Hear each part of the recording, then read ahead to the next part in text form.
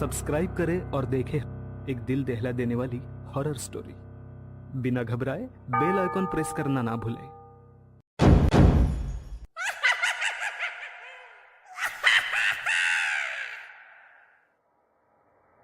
इस कहानी के लेखक है संजय कामले। उसकी डेड बॉडी अस्पताल से गायब हो गई। अब उनके घर वालों को क्या जवाब दूंगा? जाओ ढूंढो लाश को। अस्पताल में एक डॉक्टर अपने कर्मचारी पर गुस्सा हो रहा था। अस्पताल में काम करने वाले रहीम चाचा अपने साथियों के साथ एक लाश को पूरे अस्पताल में खोज रहे थे, पर लाश गायब हो चुकी थी। कुछ दिन बाद राधिका और तुषार अपने नए घर में रहने के लिए आ गए थे। वाह यार, कितना बढ़िया घर खरीदा है तुमने। राधिका की बातों से लग रहा था कि उसे ये घर काफी पसंद आ गया था। तुषार ऑफिस गया था और राधिका घर में अपने लिए किचन में कुछ खाने के लिए तैयार कर रही थी कि तभी उसे दरवाजे की बेल बजने की आवाज आई। हाँ, 1 मिनट, आती हूँ। उसने आवाज दी और किचन से निकलकर बाहर के दरवाजे की तरफ चलने लगी। तब तक और एक बार बेल बजी थी। उसने दरवाजा खोला, पर बाहर कोई भी नहीं था। बाहर सुनहरी धूप पड़ी थी। उनका घर शहर की आवाजाही से दूर होने के कारण लोगों का आना जाना ना के बराबर था। वो 2 कदम बाहर आई और दोबारा बाहर नजरें घुमाई, पर कोई भी नजर नहीं आ रहा था। वह घर के अंदर आई तो पूरे घर में धुआं धुआं भरा हुआ था। हे भगवान, सब्जी जल गई। खांसते हुए वो किचन के अंदर गई और झट से गैस बंद कर दी। वो नाराज हो गई। अब दोबारा कुछ भी बनाने का उसका मूड नहीं था। अपना मोबाइल उठाया और पति को फोन किया। हेलो तुषार, मुझे भूख लगी है, कुछ खाने को ले आओगे? राधिका, ऑफिस में बहुत काम है। मैं कुछ नहीं जानती, मुझे बहुत भूख लगी है। और उसने जोर से फोन पटक दिया और जाकर सोफे पर लेटे लेटे टीवी देखने लगी। तभी उसे अपने पीछे वाली सीढ़ियों पर किसी के चलने की आवाज आने लगी। उसने मुड़कर देखा तो कोई नहीं था। वह दोबारा टीवी देखने में मशगूल हो गई। तभी डोरबेल बजने की आवाज आई। तुषार होगा। हाँ, जल्दी से जाकर उसने दरवाजा खोला। बाहर एक डिलीवरी बॉय खाने का पार्सल लेकर खड़ा था। वो समझ गई कि तुषार नहीं आ सकता, इसलिए उसने पार्सल भेजा है। पार्सल की थैली लेकर वो अंदर आई। थैली टेबल पर रखकर उसने थैली का मुंह खोला ही था कि झट से थैली से बाहर निकले एक काले चिपचिपे हाथ ने उसका गला दबोच लिया और वो होश में आ गई। लगातार डोरबेल बजने की आवाज आ रही थी और वो अभी भी सोफे के ऊपर लेटी हुई थी। काफी डरावना सपना था। कहते हुए वो दरवाजा खोलने गई, लेकिन बाहर कोई नहीं था। ये क्या हो रहा है मेरे साथ? अपना सर पकड़कर वो अंदर आई और दरवाजा बंद करने के लिए मुड़ी, पर दरवाजे पर खड़े उस लड़के को देख उसका दिल एकदम से धड़का। डोरबेल तुम्ही ने बजाई थी ना? जी नहीं, मैं तो अभी अभी आया हूँ। सर ने पार्सल भेजा है। उस लड़के ने थैली आगे की। उसे देखकर राधिका की धड़कन ही रुक गई। वो वही थैली थी जो उसने अभी सपने में देखी थी। नहीं चाहिए, वापस ले जाओ इसे। अरे पर मैडम जी, सर ने इसके पैसे दिए हैं, आपको पैसे रिफंड नहीं मिल सकते। कोई बात नहीं, पैसे आप रख लो और ये खाना भी। और उसने झट से दरवाजा बंद कर लिया। रात हो गई थी। अपने बेड पर लैपटॉप में कुछ काम कर रहे तुषार ने पास बैठी राधिका की तरफ देखा। वो अपने ख्यालों में खोई हुई थी। राधिका, क्या सोच रही हो? कुछ नहीं। अरे यार, सोचना बंद करो। वैसे ही तुम्हारी तबीयत ठीक नहीं रहती। अब ज्यादा सोचती रहोगी तो दिमाग दर्द करने लगेगा। जाने दो, तुम यकीन नहीं करोगे। अरे यार, तुम बताओ तो सही। यकीन करना ना करना बाद की बात है। इस घर में कुछ अजीब है। क्यों? क्या हुआ? कोई दरवाजे पर आकर डोरबेल बजाता है और दरवाजा खोला तो कोई नहीं होता। अरे पड़ोस के बच्चे परेशान करते होंगे। तुषार, हमारे आस पड़ोस में इंसानी बस्ती है। अरे राधिका, बच्चे खेलते हुए आए होंगे। अब आने जाने वालों को तो हम नहीं रोक सकते ना। ठीक है, माना किसी बच्चे ने डोरबेल बजाई, पर उस डिलीवरी बॉय का क्या जो खाना लेकर आया था? मतलब आज तुमने खाना नहीं बनाया? वैसे क्या मंगाया था, वेज या नॉन वेज? तुषार की बातें सुनकर राधिका के पैरों के नीचे से जमीन सरक गई।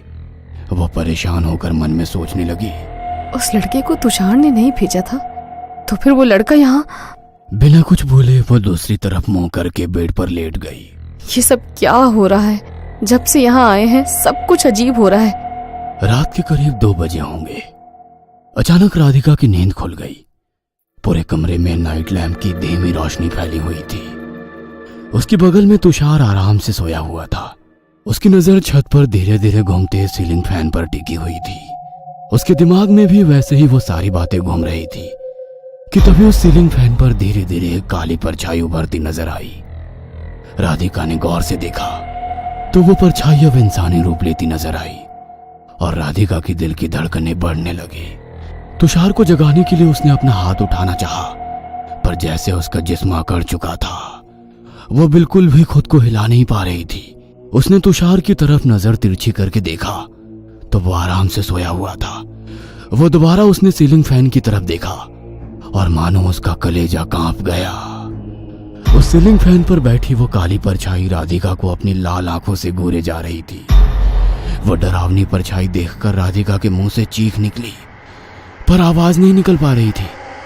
वो अपनी पूरी ताकत लगाकर जोर जोर से चीखना चाहती थी ताकि तुषार नींद से जागे और उसे बचा ले, पर उसके मुंह से सिर्फ हवा निकल रही थी। वह बेड पर किसी बेजान लाश की तरह पड़ी हुई थी। उसने खौफ भरी नजरों से सीलिंग फैन की तरफ देखा, पर वहां कोई नहीं था। वह हैरान हो गई। उसकी जान में जान आ गई। उसने तुषार की तरफ गर्दन घुमाई। वह काली परछाई उसके बगल में लेटी उसी को घूरती नजर आई और झट से आंख खुल गई। क्या हुआ? उठो यार, मुझे ऑफिस के लिए देर हो रही है। तुषार पूरी तरह तैयार होकर राधिका को नींद से जगा रहा था। राधिका ने घड़ी की तरफ देखा तो 8 बजने को थे। ये लो चाय पियो। तुषार ने चाय की कप राधिका के हाथ में दिया। कप को हाथ में लेकर राधिका कुछ हिचकिचाते हुए बोली, तुषार, मुझे कुछ ठीक नहीं लग रहा है। क्या हुआ? तबीयत ठीक नहीं है क्या? जब से मैंने इस घर में कदम रखा है कुछ ना कुछ अजीब हो रहा है। अजीब हो रहा है मतलब? तुम क्या कहना चाहती हो? वह तुषार को बताने में हिचकिचा रही थी क्योंकि तुषार ऐसी बातों पर यकीन नहीं करता था और जो कुछ भी राधिका के साथ हो रहा था वो सामान्य नहीं बल्कि कोई बुरी शक्ति अपनी मौजूदगी का एहसास दिला रही थी। राधिका के परेशान चेहरे की तरफ देखते हुए तुषार ने कहा, आज ऑफिस जाना कैंसिल। हम डॉक्टर के पास चले जाते हैं। अगर तुम्हारी तबीयत ठीक नहीं होगी तो ऑफिस में मेरा मन कैसे लगेगा? डॉक्टर ने राधिका का चेकअप किया और कुछ दवाइयां लिखकर देते हुए कहा, देखिए मुझे लगता है राधिका को आराम की जरूरत है। शायद रिया की मौत का राधिका को सदमा लगा है। दवाई लिख कर दी है, फिर भी उसका ख्याल रखना होगा। ठीक है डॉक्टर साहब। कहते हुए तुषार और राधिका केबिन से बाहर निकले। दोनों अपनी गाड़ी से घर के लिए निकले। तुषार गाड़ी चला रहा था और बगल की सीट पर राधिका आंखें बंद करके आराम से बैठी हुई थी। गाड़ी चलाते समय तुषार को सब याद आने लगा। उसकी बेटी रिया की बालकनी से गिरने से मौके पर ही मौत हो गई थी। लोगों की भीड़, राधिका का रोना, बिलखना, चीखना, चिल्लाना और फिर एकदम से बेहोश हो जाना, सब उसकी नजरों के सामने आ गया। वो सब कुछ भूलना चाहता था, पर आज उस डॉक्टर की वजह से पुराने जख्म ताजा हो गए। रात हो चुकी थी। राधिका दवाइयां खाकर बेड पर लेट गई। आज छुट्टी लेने की वजह से तुषार को ही ऑफिस का काम करना था। राधिका बेड पर पड़ी जरूर थी, पर उन अजीब सी घटनाओं ने नींद उड़ा दी थी। पर आंखें बंद करके वो सोने की कोशिश करने लगी। तभी तुषार की आवाज कानों पर पड़ी, राधिका, जार में पानी नहीं है। और ठीक है, तुम आराम करो, मैं ही पानी लेकर आता हूँ। और जार लेकर वो बेडरूम से बाहर किचन में चला गया। राधिका वैसे ही आंखें बंद करके पड़ी हुई थी कि तभी उसे कमरे के भीतर किसी की आहट महसूस हुई। उसने दरवाजे की तरफ देखा। कमरे का दरवाजा बंद था, पर अगले ही पल लगा कि दरवाजा धीरे धीरे खुल रहा है और आधे खुले दरवाजे से बाहर उसकी नजर गई। कोई था जो राधिका को लगातार घूरे जा रहा था। बेड पर पड़ी राधिका की सांस ही अटक गई। उसने डर भरी निगाहें बाहर गड़ाई तो वही काली परछाइयों से दरवाजे के बाहर दिखाई दी। राधिका ने हिम्मत जुटाई और बेड से उठकर वो दरवाजे के पास चली गई। झट से दरवाजा बंद किया ही था कि उस परछाई ने दरवाजा ढकेलना शुरू किया। वो काली परछाई दरवाजे से अंदर आने की कोशिश करने लगी और राधिका उसे बाहर ही रोके रखने की कोशिश कर रही थी। तभी दरवाजे के पास पड़ी रॉड राधिका के हाथ लग गई। उसने रॉड उठाई, तब तक वो काली परछाई दरवाजे से अंदर आ चुकी थी। राधिका ने पूरी ताकत लगाकर रॉड से परछाई पर वार किया और लगातार वार करती रही। उसके हाथ से पानी का जार छूटकर जमीन पर गिरा और साथ में वो भी जमीन पर गिर पड़ा। राधिका ने तुषार के सिर में लोहे की रॉड मारी थी और वैसे ही लाल आंखों से घूरे जा रही थी और तुषार को अतीत में घटी घटनाएं नजरों के सामने आ गई। उस रात तुषार देर से घर लौटा था और दरवाजा खोलते ही आवाज सुनाई दी। तेरी माँ मर चुकी है, मैं तेरी माँ नहीं हूँ, और भूख लगी है तो अपनी मरी हुई माँ से खाना मांग ले। काश उसके साथ तू भी मर जाती।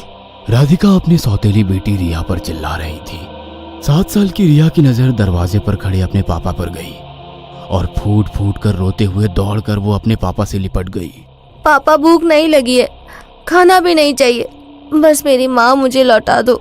तुषार चुपचाप अपनी बेटी की बातें सुन रहा था, पर कोई था जो खिड़की से सब कुछ देख रहा था। अगले दिन रोज की तरह तुषार ऑफिस गया हुआ था। रिया टेरेस पर खेल रही थी और राधिका पास में ही रस्सी पर कपड़े सुखाने के लिए लगा रही थी। तभी उसकी नजर रिया पर गई और टेरेस से नीचे गिरी रिया को पड़ोस में रहने वाले रहीम चाचा ने देखा।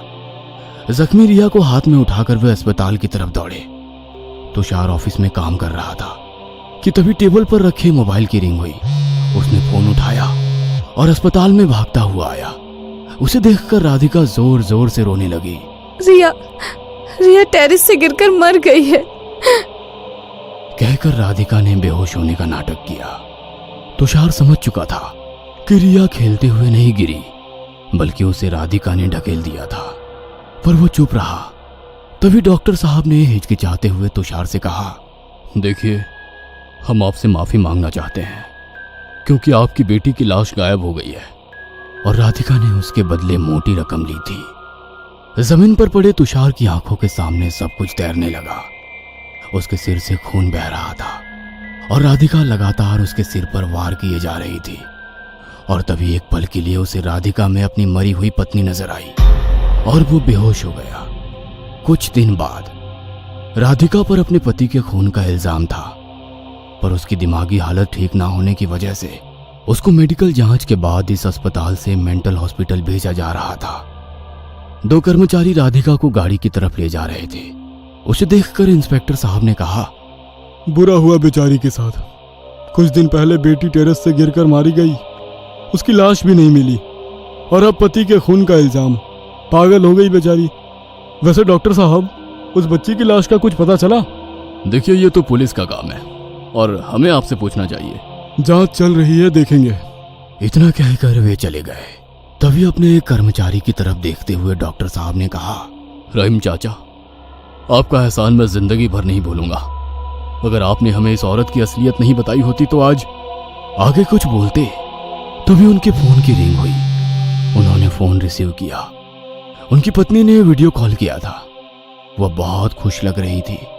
हेलो, उसने आज मुझे माँ कहकर पुकारा। हमारी खुद की तो कोई औलाद नहीं, पर अब भगवान से कोई शिकायत नहीं है। कहते हुए उन्होंने कैमरा डाइनिंग टेबल की तरफ किया। रिया जिंदा थी और कुर्सी पर बैठी खाना खा रही थी। ये कहानी आपको अच्छी लगी हो तो हमें सब्सक्राइब करें, हमारा इंस्टाग्राम और फेसबुक पेज जरूर फॉलो करें। और हाँ दोस्तों, सब्सक्राइब करना भूलना मत।